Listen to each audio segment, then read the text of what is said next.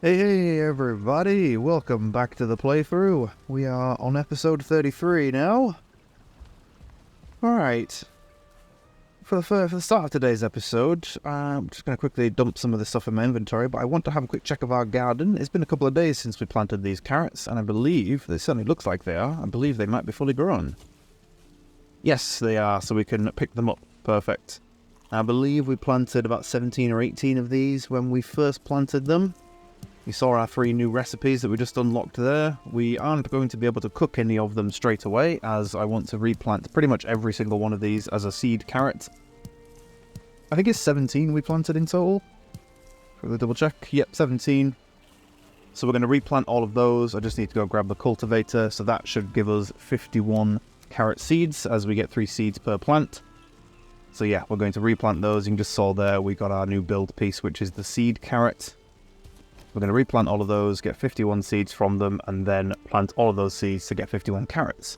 We do also have a few extra carrot seeds, which we did pick up from the Black Forest recently. There will also be a new vegetable seed that we can find in the swamp once we explore and go around a bit more. So hopefully we'll spot a couple of those, so we can get another vegetable type. But yes, I'll obviously, because we can't cook any of the new carrot recipes just yet, I will go and have a quick look at them in the cooking pot so we can see what their health and stamina bonuses are and what other ingredients they need. There we go, we've got 3 carrot seeds there. We'll replant those too. Perfect. How are the bees doing? They're not too bad. They're not full yet, so we won't empty them just yet.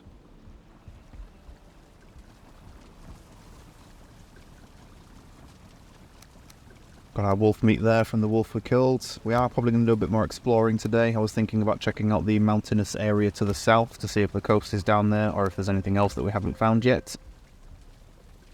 Poison resistance still isn't finished yet, but we have got that going for when we do want to properly explore the swamp, as we will be getting poisoned quite regularly, I would say. And poison resistance potions make life so much easier.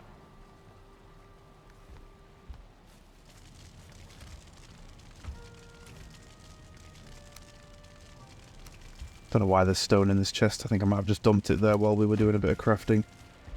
Let's move that back outside with the rest of the stone. Got some fine wood in there. We're probably going to need some more of that at some point. Go. Probably do with some more food as well. Got our shield back up there. As you can see, we've got our new sword and shield. Took on the Elder recently as well, which was quite an interesting fight.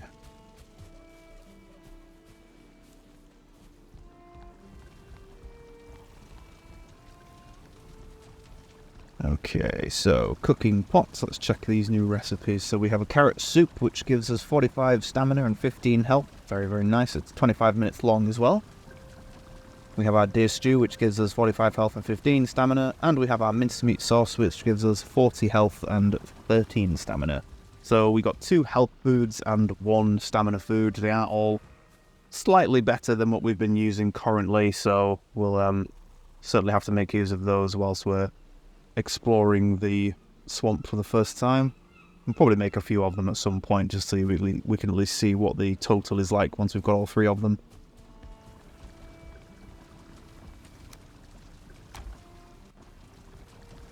Now I'm just going to quickly cook a few more bits of food, just because our food amounts are currently looking a bit low. Might make some more boar jerky as well. We've only got like 1 of each, I think, so might as well grab a few more of those while still waiting for this deer to cook.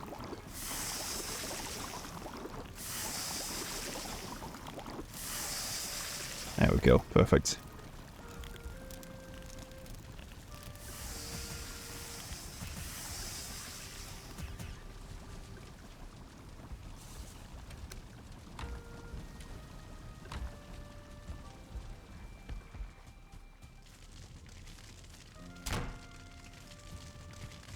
Do a quick repair. Didn't really need much to do.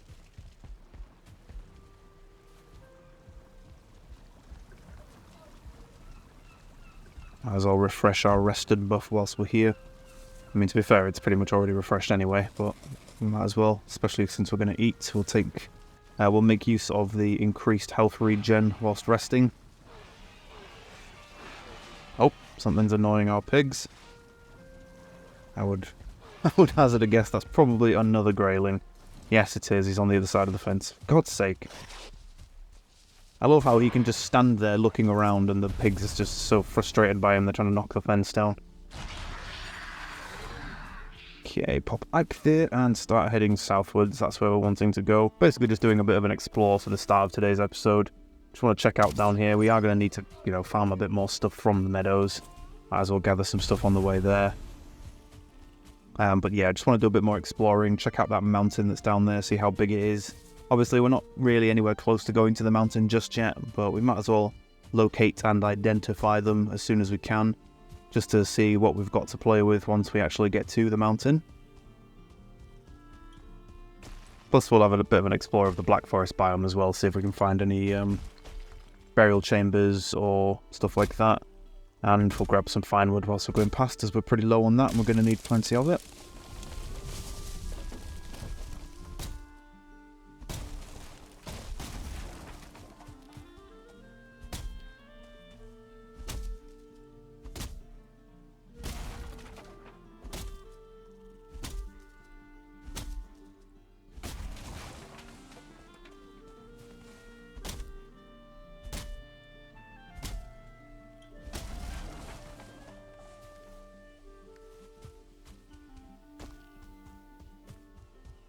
We might also at some point go and pop over to the merchant with all of our valuables and our coins so that we can actually buy a few of the bits that he's got for us. I know the first few things I want are going to be the fishing rod and some bait. We're also going to want the Megingjord or Meginord's girdle, the belt which increases our carry weight. Those are the two main things I want to buy straight away. I think we've got enough valuables and enough coins to buy both of those. I don't think we're going to struggle on currency for that. We will have to take it all over there and sell it all off. Oh, here's a runestone. What's this one say? I think we've seen this one before. Yeah, we have.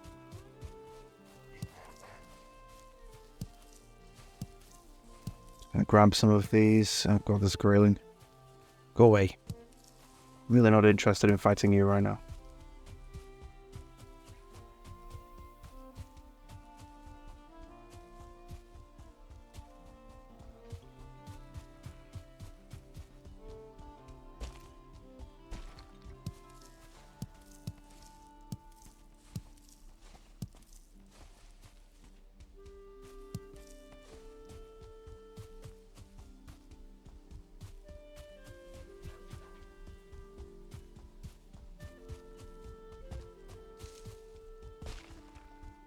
Okay, so mountain is to our left. With this new sword and shield upgrade, I'm pretty confident that we could take on a wolf now. I don't think wolves would be that dangerous with this, with the sword and shield, especially now that we're into the swamp and that we've upgraded these as well. I think we'd actually survive pretty well. This buckler would certainly do a lot better against wolves than than the wooden shield would when we had it. Not sure about parrying though. It all depends on our stagger bar. One thing you might have noticed when you're blocking and parrying is that you have this kind of small bar, that fills up with this red charge on the right hand side of your character when you're blocking, which is your stagger bar. So when that bar fills up, I believe your stamina runs out as well, but you get staggered, and the damage that you would have taken from that hit, I think you take that damage. You block whatever you can, so say there's about a little bit left on the bar, you'll probably block about 10 damage of the 50 that you were going to take, and then you get hit by 40, then your character would kind of stagger backwards a little bit for a couple of seconds, which would allow them to get a free hit on you. And I think as well that free hit might even be a crit. I'm not too sure. I think it's possible. Oh, we are freezing. That was the issue we had with the wolf when we fought them. The first wolf that we fought was that every time we tried to parry or block, he would pretty much stagger us straight away because he was hitting us with such a heavy amount and the shield doesn't block that much. Whereas now that we have this bronze buckler with the higher shield block value and the armor, I think, and it's upgraded as well, I think we might actually be able to parry a wolf properly without worrying too much, and then we might actually be able to have some stamina left over to attack as well. Because that's pretty much the only way you can really fight wolves, unless you want to do like ranged fight, shoot them with a bow and arrow and stuff, and You can usually sneak attack them and take them out before they actually... There's a wolf. Before they notice you, but... best way to fight them with your sword and shield is to parry them. Then it staggers them for a second or two, which then gives you time to hit them. So otherwise they're pretty much guaranteed to hit you. Go, parry him. Oh, perfect, look at that. He's done 60% of his health in one hit. Oh yeah, oh, and we got a fang as well, nice. More upgrades that we can't really make use of just yet, but we might as well get them also here. At least I just wanted to see if I could do it.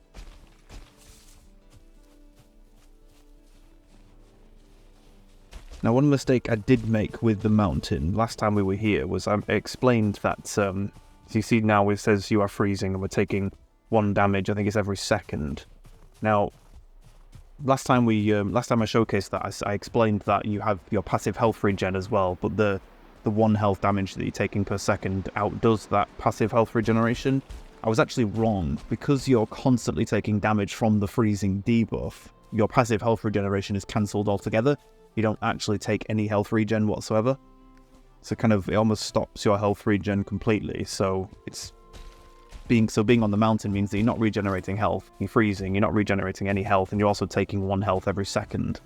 So it's quite something you need to be aware of if you want to foray onto the mountain without having any kind of cold resistance or, any kind of clothing or anything that would help with the cold.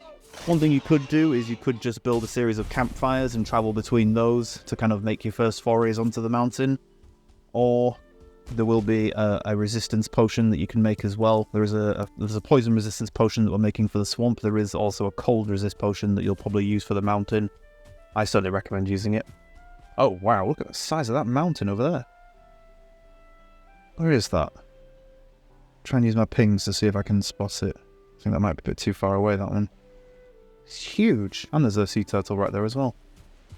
That's like Mount Kilimanjaro of the Valheim worlds. Jesus, it was massive. Something tells me that might be the mountain that we find the boss on, I reckon. Just because of how big it is, and it's quite wide, but it's also very tall as well. A lot of the mountains that we've got around our base aren't that big. Like, they'll have some stuff on them. They'll probably have some of the basics we need on them, and a lot of the creatures that we'll want to fight and stuff like that, but I don't think they're big enough to actually feature any of the later game stuff. Oh, excuse me. I don't think they'll be big enough to have any of the later game stuff that we'll want from the mountain. It's like any of the caves or the boss's summoning area and stuff like that. But we will explore once we actually get there. We're getting a bit far ahead of ourselves there. We still need to conquer the swamp first. I'm just going to keep exploring along this coastline. Just want to see what we've got over here. I imagine that this island probably just continues to kind of circle round up until the northern part. So I don't imagine it's that much bigger. Doesn't seem to connect to any other islands either, so yeah, I think it's just one huge island that's got a few mountains, a bit of black forest and mostly meadows on it. That is usually what you get on your first island. Not usually that many mountains, but... Oh, hello, this is a burial chamber. Ah, so this is what I was talking about. So you can see how we're still stood in the meadows, but there's a burial chamber entrance right here, because it's on the border. This is what I was kind of hoping to find in when we were first kind of exploring the Black Forest and the meadows. I was hoping to find some of these, just so we could get some early settling cores. We might as well explore this one whilst we're here. I do need some more settling cores, but I've just noticed that our bags are full, so I'm just going to walk over to the water's edge and dump a lot of this stuff that we don't need. Don't need the stone, don't need the deer head, don't really need the bone. Should be enough space.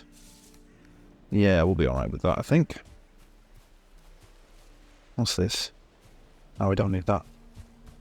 Right, burial chamber. Let's go and take you down.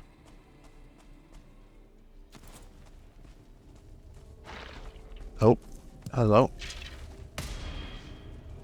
Let's switch over to my sword.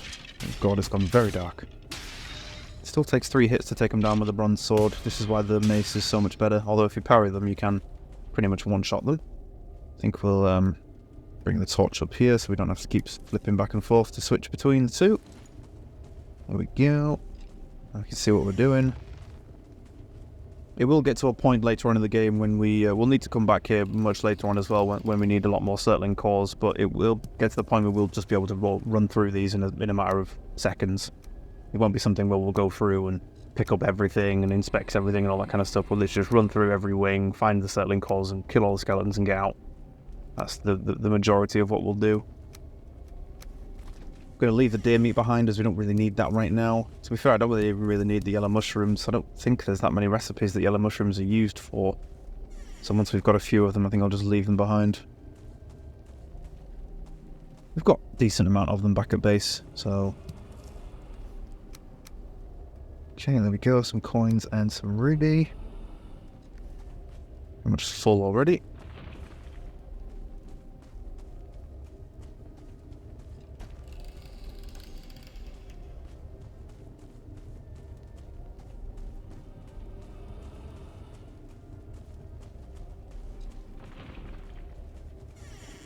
It's a tree root sticking through. Oh, hello. It's another one of the big guys. Nope. I'm not going to get hit by you, thank you. Come on, get closer.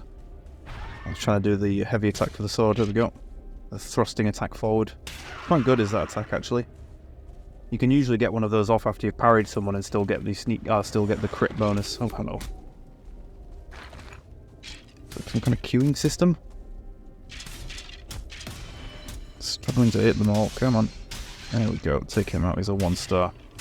Oh, it's 2 1-stars. Jesus. Come on. Ouch.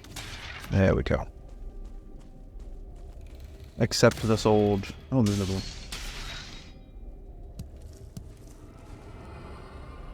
Not exactly doing very well on the settling core front for this one. Would have hoped to have found some by now.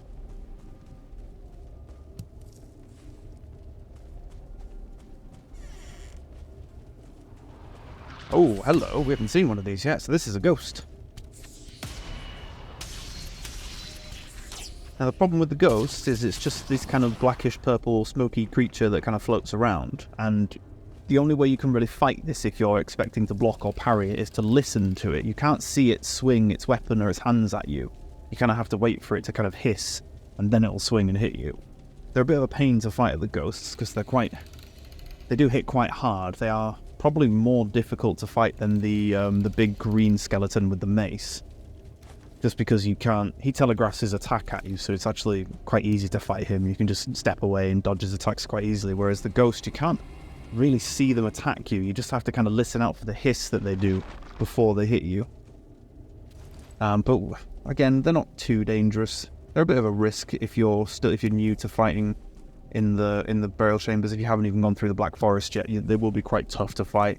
So I'd say be very careful if you've got, say, like a bronze shield or something. Sorry, a bronze shield, a wooden shield. But if you've already gone through the Black Forest and you're at the same level that I am, they aren't too difficult whatsoever. Just don't let them hit you too much.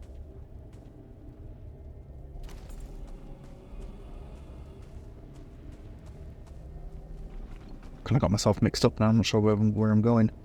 We've been down here, haven't we? Here. Getting a bit lost in this this burial chamber. It's like a literal maze. Ah, oh wow. Okay, so there was some settling cores in here.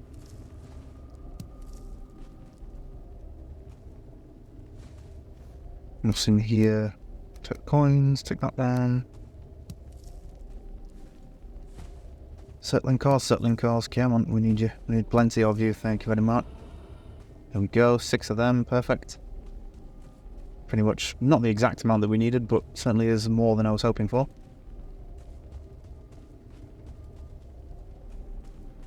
All of these sparkly bits on the floor are the bone fragments from the skeletons. We don't really need that much more of them, to be honest. We have quite a lot of them back at base, so I'm just kind of leaving them on the floor. Okay, I think this place is clear. Ah, it's cold out. It means it must be night time. Just going to mark this chamber on the map and then mark it off as complete.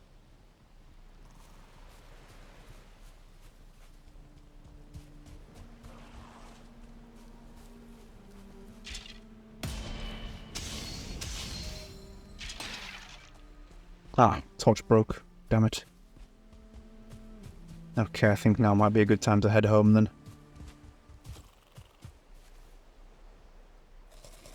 Just gonna eat our food again real quickly. Just make sure that we've got our food buffs. Oh, neck. Go away. Stuck on a log.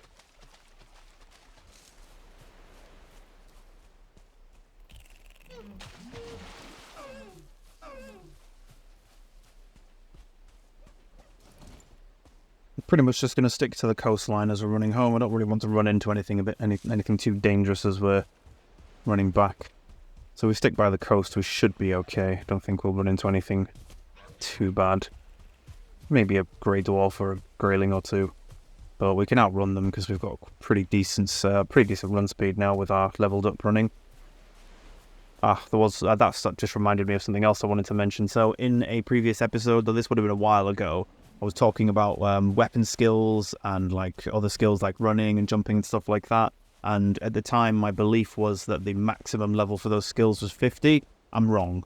I have been doing a bit more recording recently, and one of my skills hit 51. So yeah, was completely wrong about that. Again, I'm not 100% sure what the maximum is. Maybe it's 70, maybe it's 100. I'm not too sure. It might even be higher than that. But yeah, 50 is not the skill level maximum for your skills, so you can go higher than that.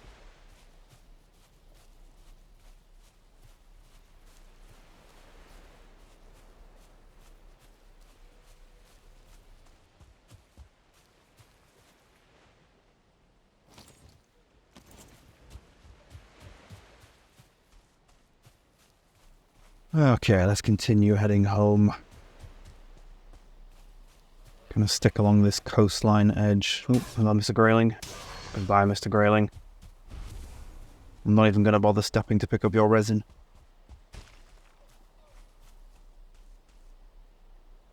Oh, hello. Thought I saw some red eyes poking out there. Parried. Hey man, stop running away. There we go. Down you go.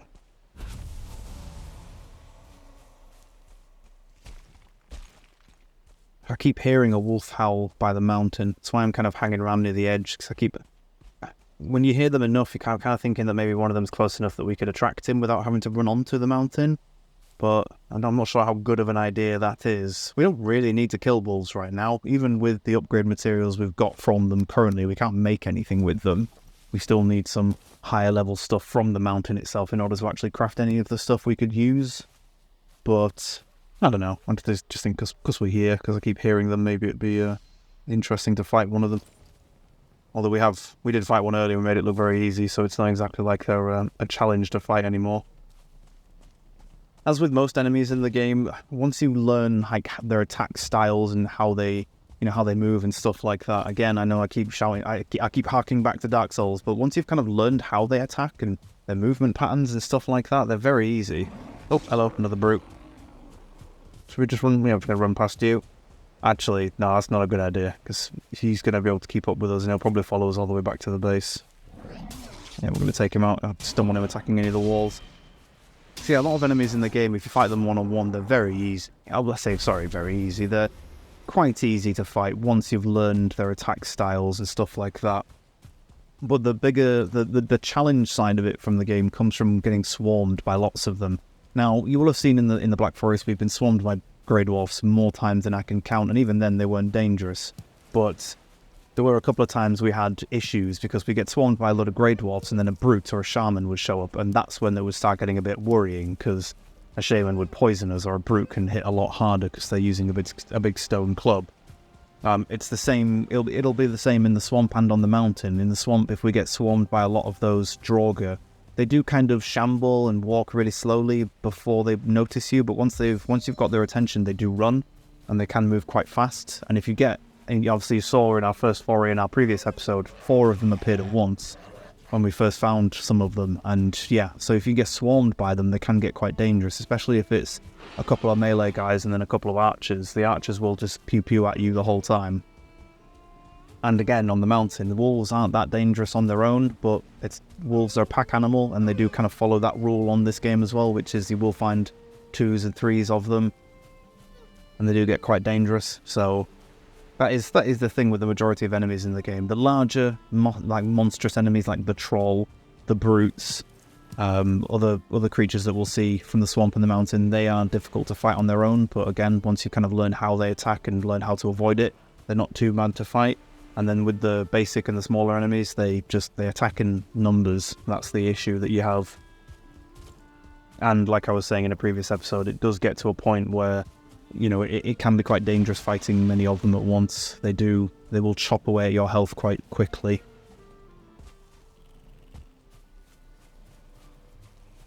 No beehive in there. That's sad. I think we've already explored this though in an earlier episode. We've got 4 beehives, so we're not too bad with it. I don't know, our production of honeys is pretty good. It's honeys. Sorry, our production of honey is pretty good. I don't know what's going on with my speech today. My brain just doesn't seem to be working properly when it comes to converting the words in my head to the words spoken. I think, honestly, I can't speak properly today. Finally put the torch away. It's daytime, we don't need it. Right. How are the bees doing? You're on 3 honey each, so you're fine. We don't need to empty you just yet. Let's dump some of the wood and go and empty out our inventories. We don't need any of this stuff now, so we might as well pop it all back in the chests. There we go. Like I said, we've got plenty of yellow mushrooms. I don't think they're actually used in any recipes, so they're not of high importance. They're alright to use now at this level, just as something quick to use, but don't really need them, to be honest. Okay, just chuck all of those raspberries in there. Get the boars to breed a bit more.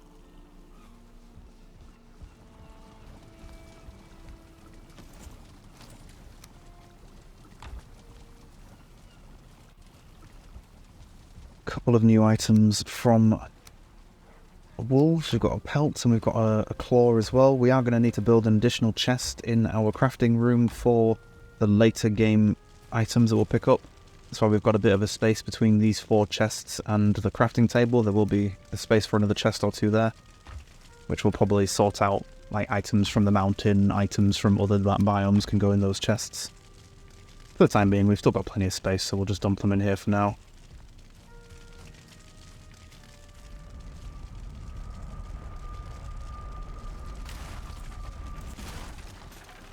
Right, I'm going to take these 2 portals down and we are going to shift them somewhere else.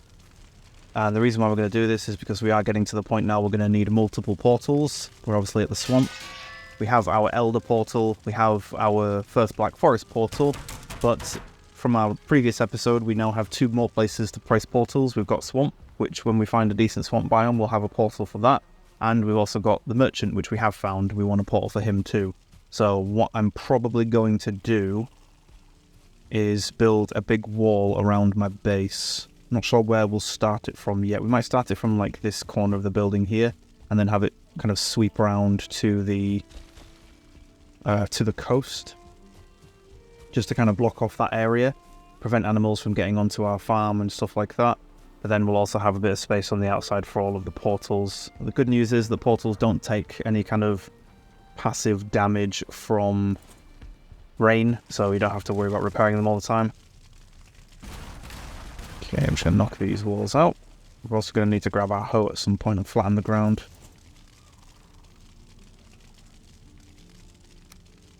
I'll put a couple of these wood gates on there, as we keep the whole thing gated.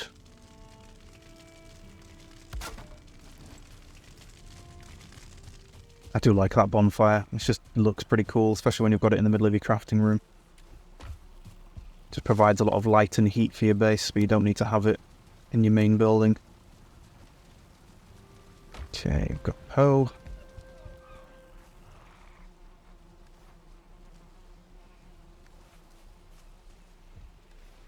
Might as well grab this wood because we're going to need it.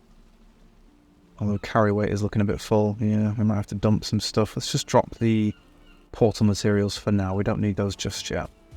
We'll build the walls first and then put the portals in. But before we get started on that, I think we'll end the episode here as we're approaching the half-an-hour mark.